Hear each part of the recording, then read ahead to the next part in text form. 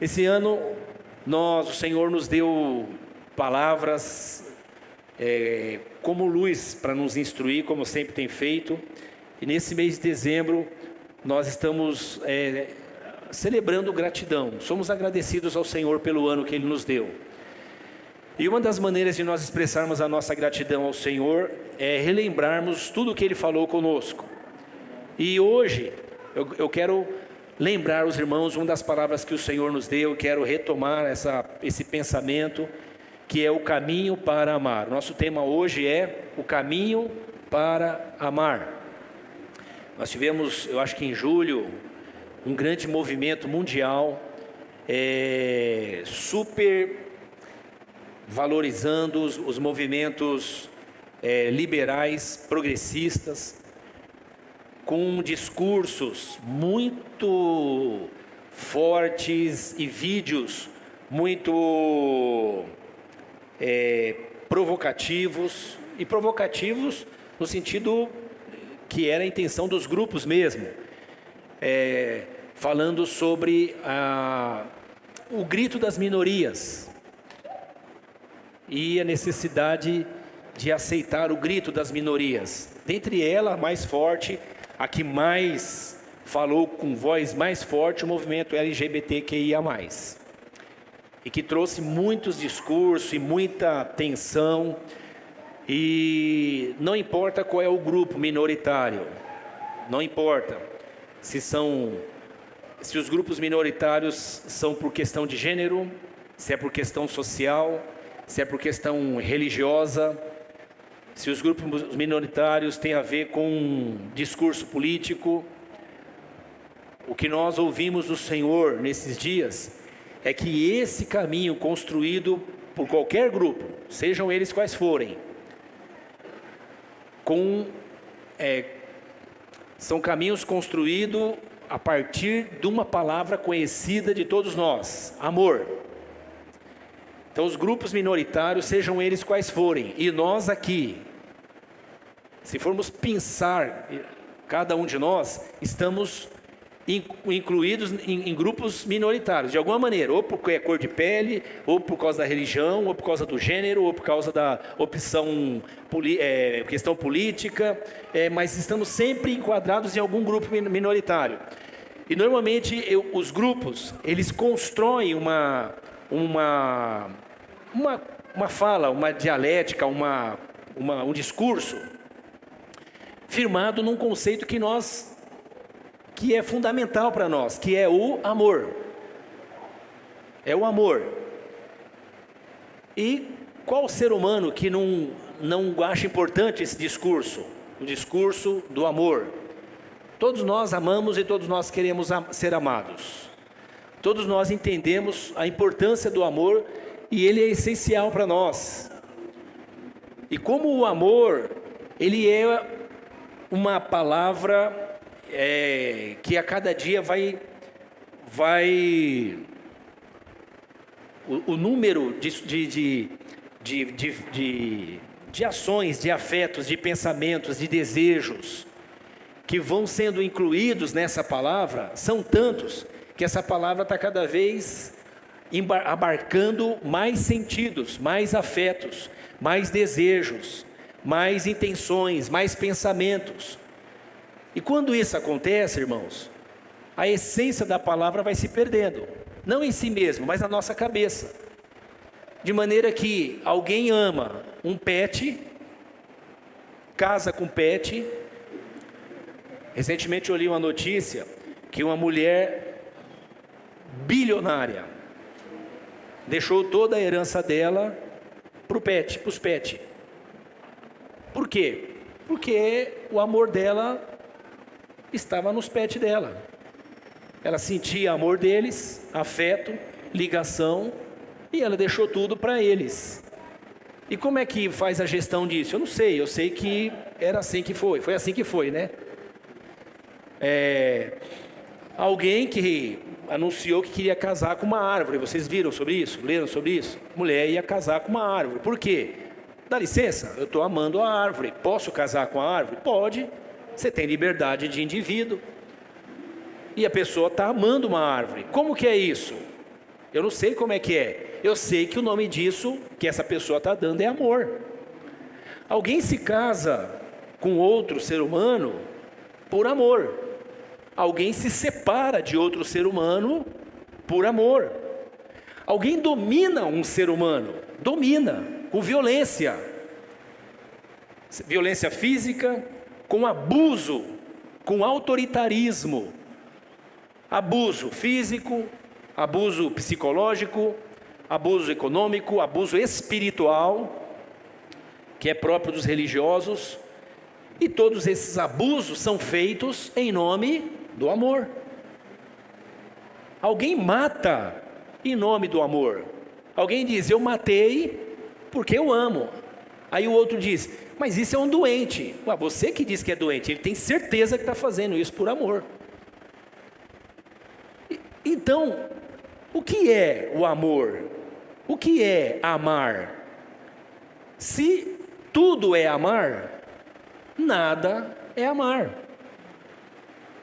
Porque o amor, como nós o conhecemos e vivemos experimentando, ele está cada dia mais em processos de mudança, de maneira que tudo pode ser feito em nome do amor.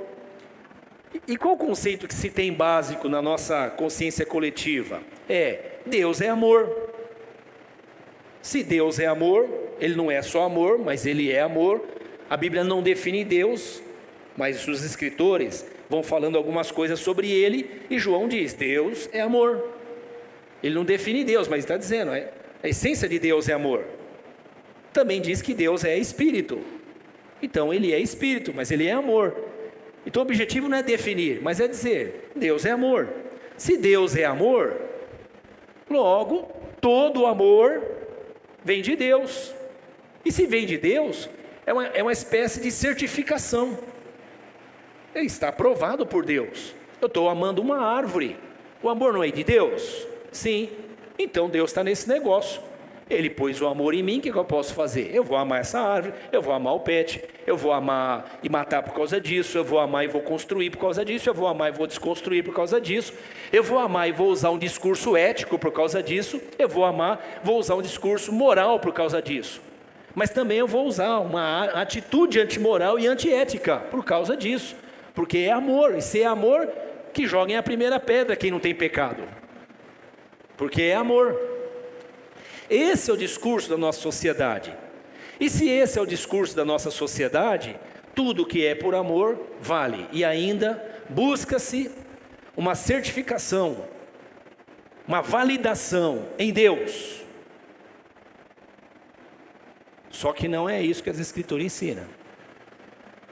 E quando nós pensamos no caminho para amar, nós estamos pensando no Deus que nos chama para um caminho que nós não sabíamos, não conhecíamos, não sabemos direito como é, que não é um discurso, é uma pessoa, mas também é uma caminhada, e nós vamos para esse caminho. Ele é que nos chama para o caminho, e no caminho nós vamos descobrindo que lance é esse de amor, e vamos percebendo que esse amor que Ele nos chamou para nós caminharmos, é muito diferente do amor que a humanidade está caminhando.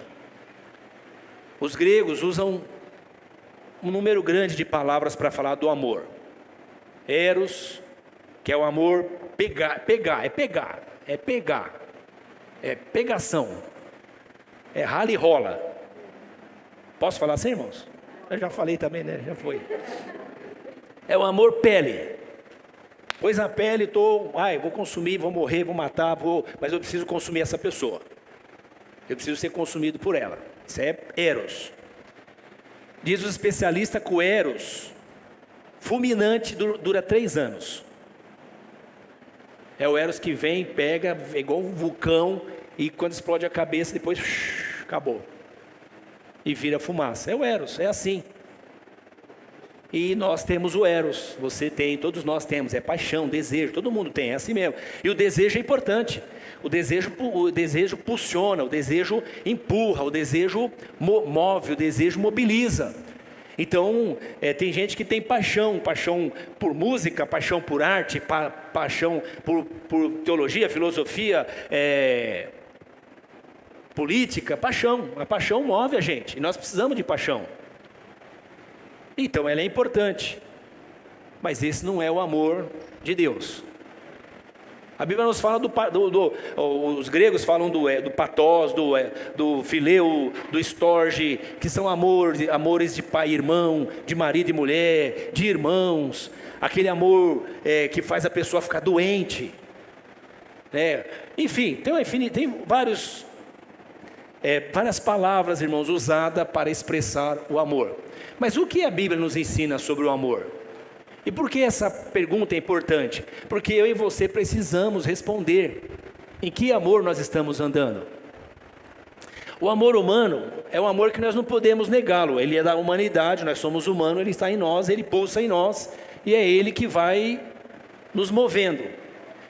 Mas quando nós ouvimos o amor de Deus, nós percebemos a diferença que há no amor de Deus e nesse que nós sentimos.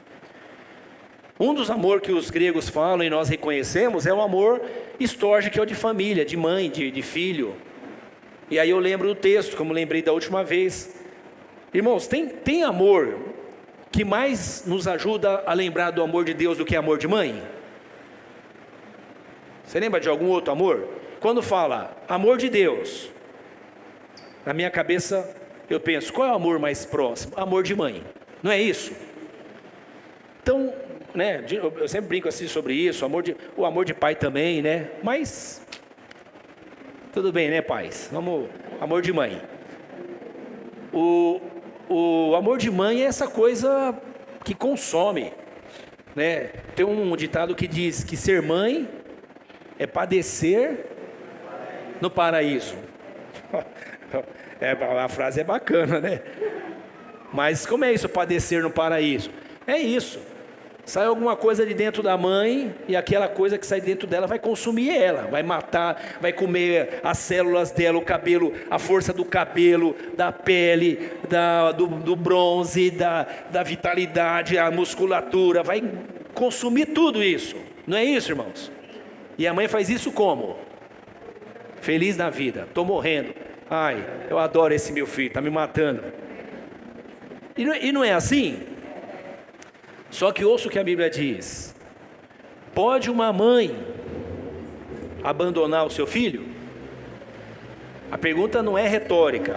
A pergunta ela tem uma evidência para nós. Parece uma loucura, mas sim.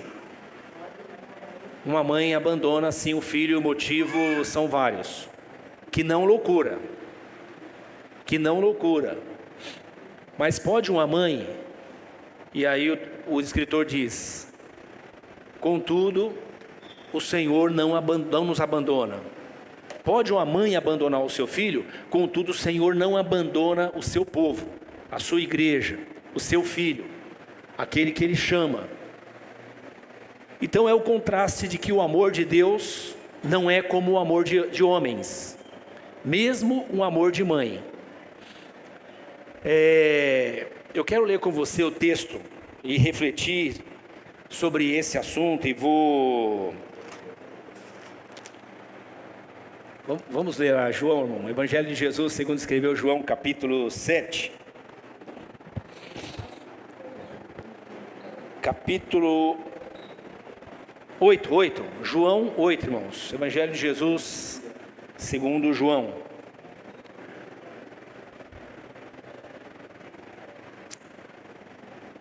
Esse amor que é distinto do amor de Deus, esse amor humano que é distinto do amor de Deus, ele produz algum nível de saciedade em nós, mas também produz ansiedade.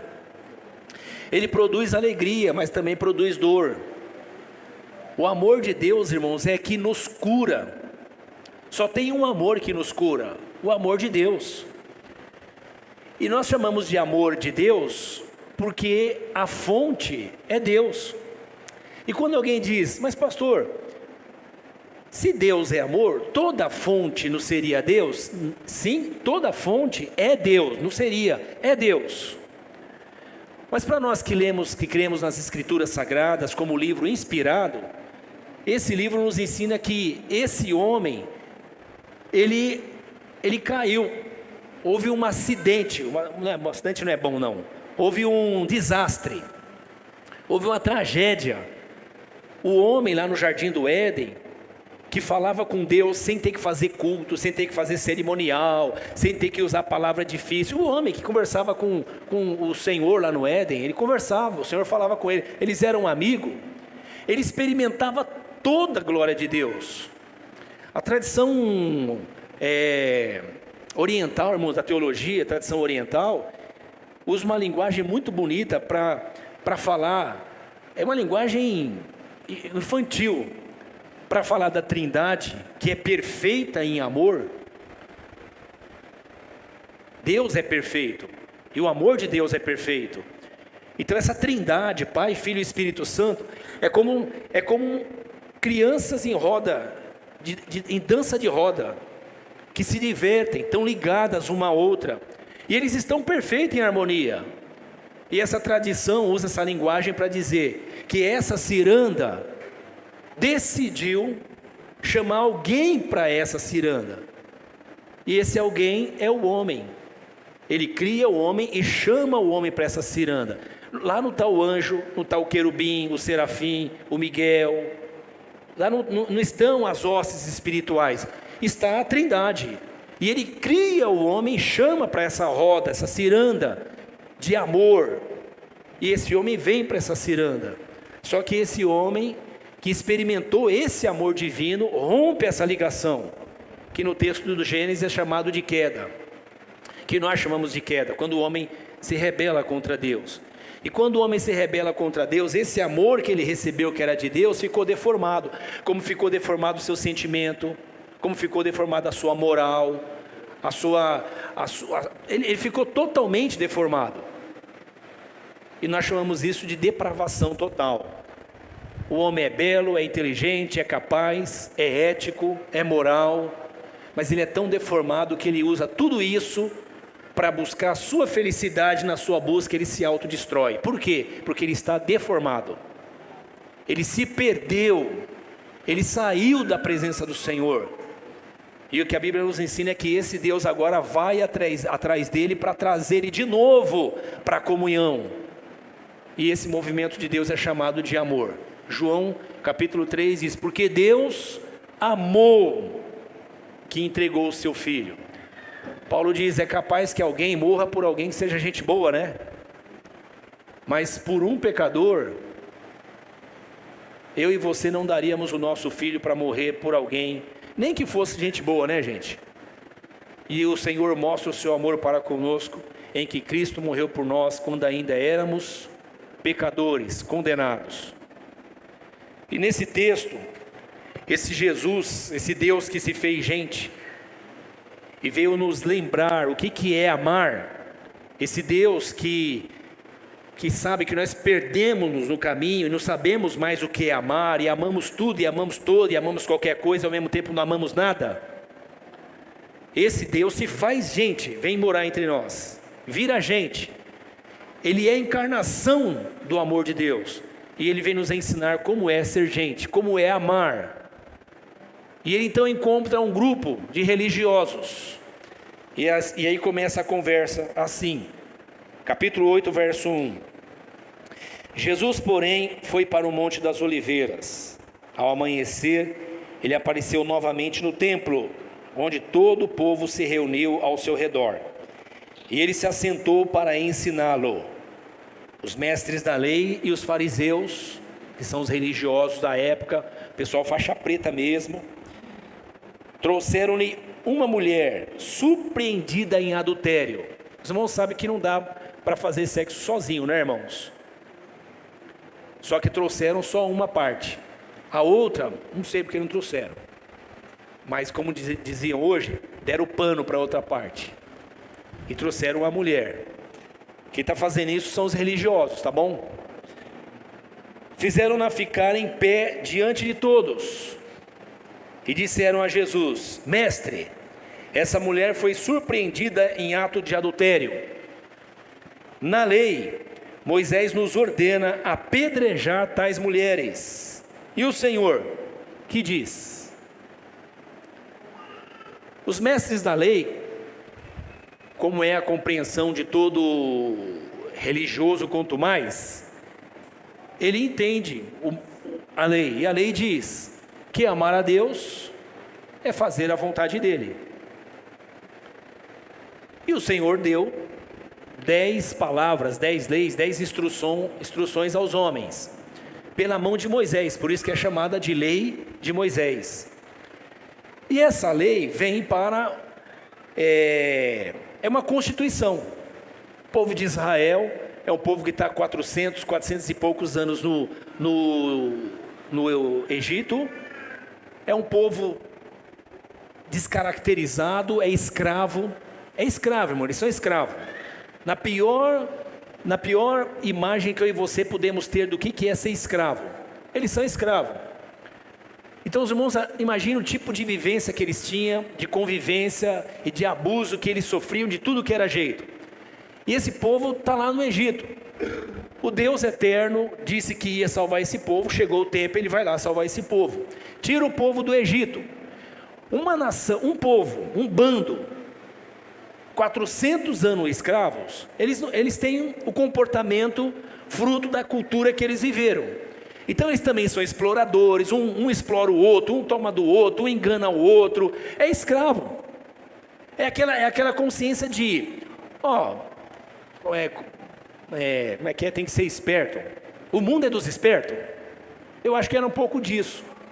Olha só, meu avô, meu bisavô, meu tataravô, meu não sei que avô, era escravo, só exploração, e a vida é assim, é só exploração, é um explorando o outro, e o faraó explora a gente, e os capatazes, enfim, todo mundo explora a gente, e na vida é assim, tem que explorar também, e eles têm essa cultura, essa é a vivência deles. O Senhor tira esse povo, chamaríamos eles de povinho, irmãos? O povinho, né? E manda ele para o deserto, e vai levar ele para uma terra, e no meio do caminho o Senhor diz assim, eu preciso ensinar esse pessoal a viver como sociedade, eles estão acostumados a viver assim. Aí ele dá 10 letras, 10 regras, 10 princípios. O Moisés entrega esses princípios para o pessoal. O princípio básico é, gente, acorda, agora vocês estão em outra. O Senhor é o Deus de vocês, ame eles, mas amar ele tem a ver com amar o próximo. Reconhecer que tem um Deus tem a ver com reconhecer o direito do próximo. Reconhecer que tem alguém acima de você é reconhecer que também tem alguém ao lado de você. Reconhecer que Ele é o Deus de todas as coisas é reconhecer que alguém do seu lado também quer respirar, quer viver, quer prosperar, quer casar, não quer que ninguém fique mexendo com a mulher, com o marido, com o bem, com a propriedade dele, quer ser respeitado. Aquele povo não sabia que era isso, é um povo ignorante. O Senhor então dá as regras para eles, eles são escravos, e eles estão indo então agora para o caminho. E aí começa a ter os desdobramentos dessas leis, são o desdobramento da lei. É o detalhe da lei, o comentário da lei, a lei que é esticada para cumprir mais um detalhe. Vocês estão entendendo, irmãos, como é que é esse lance da lei? E aí se estabelece um conceito que é, olha gente, essa nação está nascendo agora, ela tem que nascer com padrões éticos e morais importantes, rigorosos. E uma das leis que tinha era essa, olho por olho, dente por dente. Então, fez o mal, tem que matar. Por quê? Porque nós estamos no caminho aqui, não tem cadeia, não tem ninguém para ficar prendendo, não tem sistema penitenciário, eles não tinham nem sistema sanitário, eles tinham pão para comer e estão caminhando.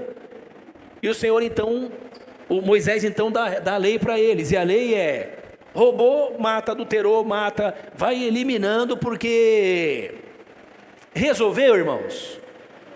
Não, claro que não resolveu. Porque no deserto esse povo vai mostrando a capacidade deles de se rebelar contra Deus e como eles são seres humanos, como todos nós somos. Nós só somos mais civilizados, diz a lenda, né? Então nós somos temos mais regras, enfim. E uma das regras era essa. E os religiosos, e isso é típico do religioso, o religioso normalmente, irmãos, é alguém que tem muita raiva dentro de si. Muita ira, muito ódio.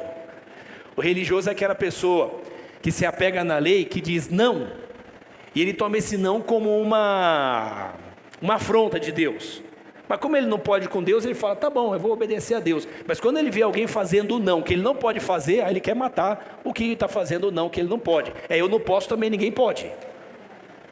E aí quando pegam a mulher, a primeira coisa que falam para Jesus é, ô Jesus, você diz que você é o cara, ela foi pega em adultério. O Moisés diz, e você fala o quê? Eles estão falando de amor, irmãos. Nós amamos a Deus. E quem ama a Deus cumpre a lei. E a lei diz que é para matar. Mas quem ama não mata. Quem ama não mata é você, Jesus de Nazaré, seu sem vergonha. Porque nós que amamos a Deus, nós matamos. E com gosto. Eles colocaram ela no meio de todo mundo. E aí a pergunta. Moisés diz para apedrejar. Eu fico imaginando aqueles homens salivando, irmãos. Estão salivando. Eles têm ódio. Isso é típico da religião. A religião produz ódio, separação, divisão de classe, divisão social. A religião, ela produz rompimento na natureza humana, a ponto do outro não reconhecer o próximo. Eles então dizem a Jesus, na lei, Moisés nos ordena apedrejar tais mulheres. E o Senhor, que diz? O escritor João fala assim, eles estavam usando essa pergunta, como armadilha, a fim de pegar base para acusá-lo. Alguém pega Deus, irmãos? Eles estão achando que aquele cara ali é o pobretão de Nazaré, e de fato ele era, o pé rapado de Nazaré. Só que ele era Deus. E ele não tem esse amor torto que a humanidade tem. Ele não tem esse amor deformado que a humanidade tem. Ele não está escravizado pela religião como a humanidade está. E ele então resgata um conceito que foi perdido. Ele diz, Jesus inclinou-se e começou a escrever no chão com o dedo. Visto que continuavam a interrogá-lo, ele se levantou e disse, pode sentar o pau. Essa aqui é a minha tradução, tá, irmãos? Se alguém de vocês estiver sem pecado, pode atirar a primeira pedra. De onde Jesus tira isso? Isso é fruto de amor. Quem ama, não busca a lei para saber quem ele vai punir. Quem ama, pensa em como lidar com alguém que está escravizado por uma deformação que ele não consegue superar. Quem ama, não está pegando a pedra para mostrar o amor de Deus. Quem ama, ouve a lei e entende como Paulo entendeu. Olha o que Paulo fala sobre a lei, Romanos capítulo 5. Romanos 5, 20, diz assim, a lei foi introduzida, que lei? Essa lei que os mestres estão dizendo do Moisés, a lei foi introduzida para que a transgressão fosse ressaltada, mas onde aumentou o pecado, transbordou a graça. Onde aumentou o pecado? Onde aumentou o pecado? A lei veio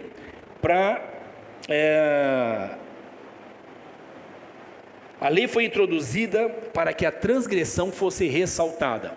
A lei foi enviada, irmãos, como um espelho. Pensa na lei como um espelho. A lei de Deus foi trazida como um espelho. Quando você olha para o espelho, você se vê, ninguém precisa falar nada, você está se vendo. A lei vem como espelho, mostrando quem é o ser humano.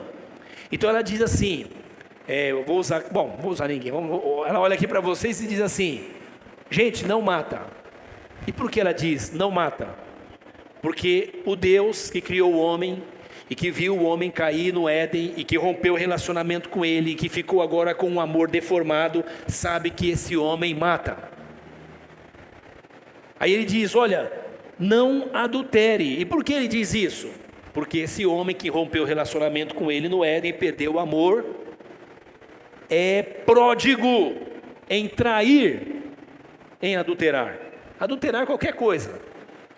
O amor dele pelo cônjuge, adulterar lei, adulterar qualquer coisa. Não roubarás. Qual a necessidade de dizer não roubarás? Aqui todo mundo é honesto. Ele diz não, não se trata de honestidade. Aqui todo mundo é ético. Não, não se trata de ser ético, de etiqueta ou de ética. Se trata da natureza de vocês. Vocês vão roubar. E como vocês vão roubar e estão acostumados a roubar e acham que roubar é normal, ele está dizendo não roubarás. Então quando ele introduz a lei, ele só está alertando as pessoas que as coisas que elas fazem é o testemunho da natureza distorcida delas e que elas estão longe de Deus. Os religiosos não entendiam isso. Eles entendiam que a lei era como se fosse um martelo com um prego na mão, que a hora que alguém rompesse ela, eles tinham que estar lá pronto para crucificar a pessoa, como aliás fizeram com Jesus. Jesus então diz: quem não tem pecado, atire a primeira pedra. Cada um deles fizeram uma reflexão na cabeça deles, talvez alguns mordendo os lábios, talvez alguns xingando Jesus internamente, mas ninguém teve moral, ninguém teve ética suficiente para atacar uma pedra naquela mulher. Quem podia fazer isso? Jesus de Nazaré. Ao invés de jogar uma pedra, ele disse para essa mulher: vai e não peques mais. Onde estão os teus acusadores? Eles foram embora, Senhor, não me acusaram. Eu também não te acuso. Vai e não peques mais. Ah, pastor, então Jesus cancelou a lei? Ele está dizendo para aquela mulher então que ela viva do jeito que ela quiser? Não, ela já vive do jeito que ela quer. Ela já é escravo daquilo. Aquilo já é o testemunho da força do pecado na vida dela. O olhar mais amplo é que o pecado dela e o pecado dos religiosos agora estão se encontrando para fazer carnificina, para destruir.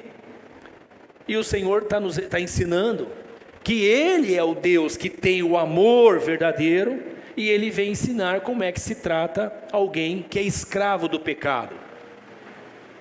E Ele diz que é instruindo essa pessoa, ajudando essa pessoa a sair dessa vida.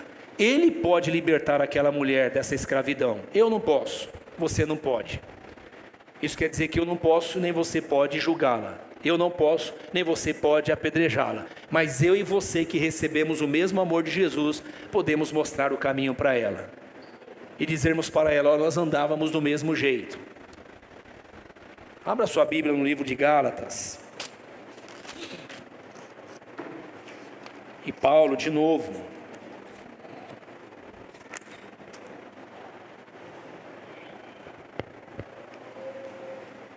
ele nos fala sobre o que a nossa natureza produz, que é chamado de pecado ou obras da carne, e ele fala do que o Espírito Santo produz em nós. Portanto, não vem de nós, vem de fora. É como se eu fosse um terreno que recebo isso, e isso é produzido em mim. Não é produzido por mim como fonte e origem, é produzido em mim. O primeiro grupo que nós vamos ler aqui, a primeira lista de palavras que ele vai usar, é uma coisa que brota da nossa natureza humana. A segunda brota do Espírito. Então ele diz assim,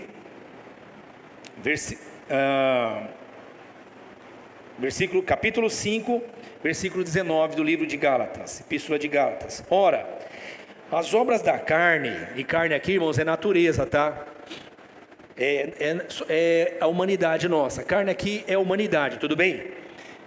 E as obras da humanidade, da carne, são manifestas, que são imoralidade sexual. Está lá no mandamento? Para não fazer isso? Tá. E os religiosos dizem: mas eu nunca traí minha mulher, meu marido. Eu sou um cara ético, moral pra caramba. O Jesus chega e fala assim: mas você já pensou já cobiçou alguém ou alguma coisa? Ah, isso não tem como. Eu falei: então, você dançou. Você está condenado do mesmo jeito. Por quê? Porque você não fez, mas a sua natureza quis fazer. Talvez as regras da ética, da moral, da sociedade, da religião te segurou, mas lá dentro você produziu o que você sabe produzir, que é pecado. Então, nesse sentido, nós somos pecadeiros, né, irmãos? Pé de pecado. As obras da carne são imoralidade sexual, impureza, libertinagem, idolatria, feitiçaria, ódio, discórdia, ciúme, ira, egoísmo, dissensão, facção, inveja, embriaguez, orgia.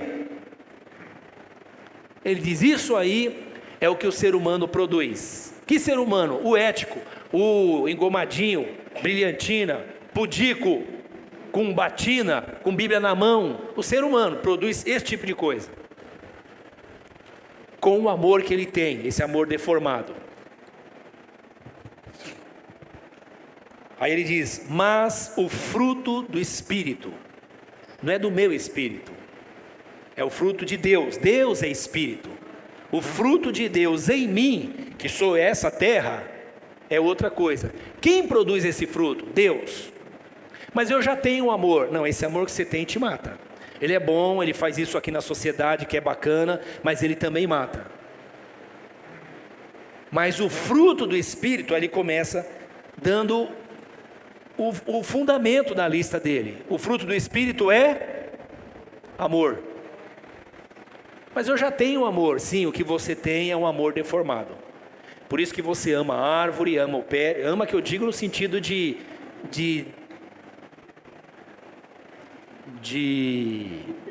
desviar o amor de tal maneira que você dirige o amor a isso e não a outro ser humano semelhante, e trata como diferente. O amor, o fruto do Espírito é amor. Vamos dizer juntos, irmãos: o fruto do Espírito é amor. Pensa comigo, se eu já tenho amor, por que vem o amor de fora? É simples, porque o meu está contaminado. Eu preciso receber um amor que vem de fora. E esse amor produz o quê? Alegria, paz, paciência, amabilidade, bondade, fidelidade, mansidão, domínio próprio. Contra essas coisas não tem lei. Por quê? Porque a lei só veio mostrar como eu sou torto. O amor veio mostrar como eu posso caminhar com o outro, como eu posso caminhar com os meus semelhantes. E como Cristo é a identidade entre eu e você. O que me faz me perceber em você e você em mim é Cristo. Ele mostra quem eu sou, quem você é, e como sim nós podemos andar junto. Inclusive, quando você é um pecador, é alguém que anda fora dos padrões éticos ou morais, ainda assim eu posso conviver com você. Isso não é aprovar o que o outro faz, mas isso é não condenar o outro pelo que ele faz, pois eu também faço coisas que ele não faz. A mensagem é: quem não tem pecado, atire a primeira pedra. Nós não temos pedras para atirar, nós só temos o Evangelho para compartilhar. E é esse Evangelho que me ensinou que eu era um pecador, perdido, e o Senhor veio e me libertou dessa escravidão do pecado. E aí, irmãos, eu gostaria que vocês fossem para casa pensando sobre isso. Nós vivemos numa sociedade ética e moral deformada, com discursos políticos politicamente corretos, que usam termos da Bíblia para fazerem defesas indefensáveis. Então, como Jesus nos ensinou, nós vamos lutar e morrer pela justiça, pelo bem, pela igualdade, pela solidariedade, pela fraternidade.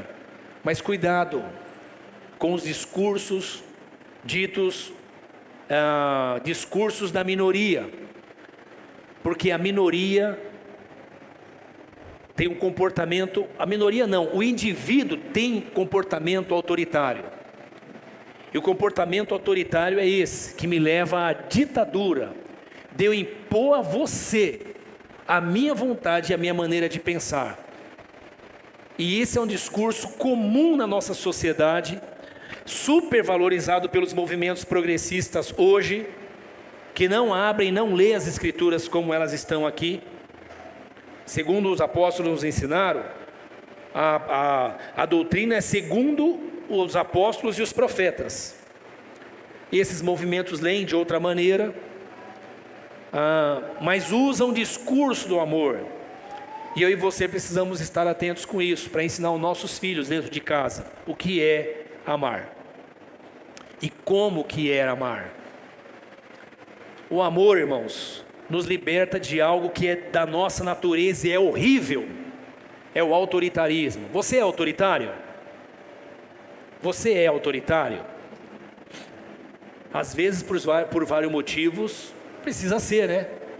Principalmente quando você está tem cuidado sobre uma criança ou alguém sobre quem você é responsável, um funcionário, coisa do tipo. Mas no convívio da humanidade, irmãos, nós somos autoritários? E há muitas maneiras de ser autoritário, inclusive se fazendo de pacífico. O amor de Deus nos mostra, irmãos, o poder libertador que esse amor nos traz, quando nós vamos em direção ao outro, sem querer receber nada em troca, vamos só por causa daquele que nos une, que é Cristo.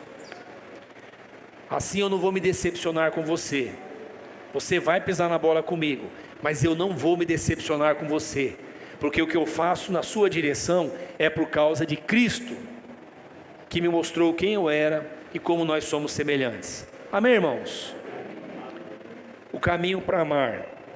Nós falamos bastante disso esse ano, e eu sou grato a Deus porque o Senhor nos deu isso, e nós vamos continuar conversando sobre esses assuntos, porque acreditem, a nossa sociedade está debaixo de um ataque violento do pensamento progressista liberal, irmãos. Alguém diz, pastor, nem sei o que é isso, estou nem pensando nisso. É bom você pensar nisso, e é bom você ler a Bíblia, porque está vindo como uma onda, e tem gente surfando essa onda em nome de Jesus, e nós precisamos ouvir o Senhor falar. Tem um caminho para amar, esse caminho é Jesus de Nazaré, vamos andar nele. Amém, irmãos? Eu quero orar com você, agradecer ao Senhor por esse tempo.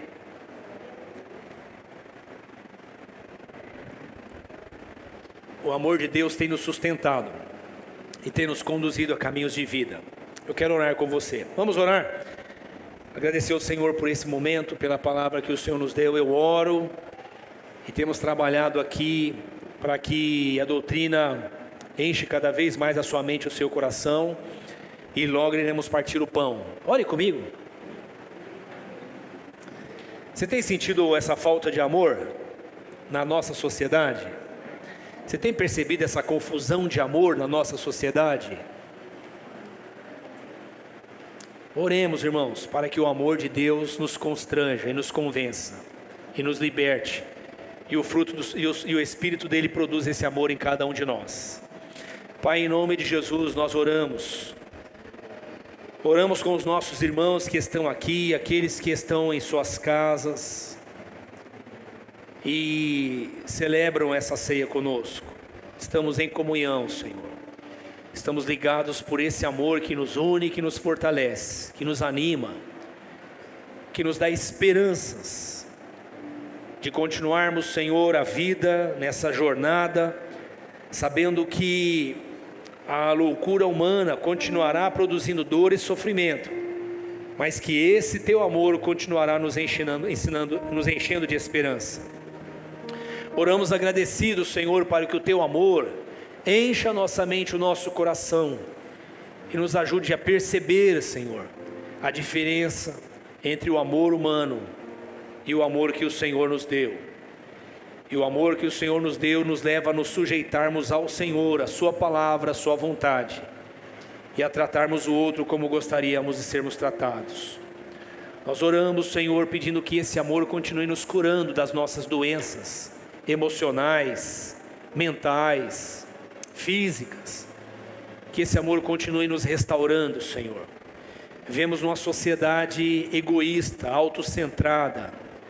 que disputa, Senhor, cada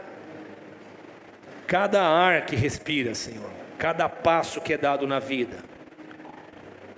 E nessa disputa, Senhor amado, a morte, a destruição, há facções, há ódio, há ira. Nós oramos, ó Deus, para que o seu amor continue nos curando, nos restaurando, e a sua igreja seja a luz no meio dessa escuridão. Que os homens vejam as nossas boas obras, Senhor, e glorifique o teu nome, para a glória do teu nome. Visite aquele, Senhor, que está enfermo, doente, por esse amor abusivo, por esse amor, Senhor, que desprezou, esse amor que foi abandono, esse amor que trouxe dor, esse amor que trouxe angústia, esse amor, ó Pai, que trouxe morte. E nós pedimos que o Senhor os visite, trazendo vida, trazendo a sua graça e a sua salvação, para a glória do teu nome, Senhor. Em nome de Jesus nós pedimos isso. Amém. E graças a Deus.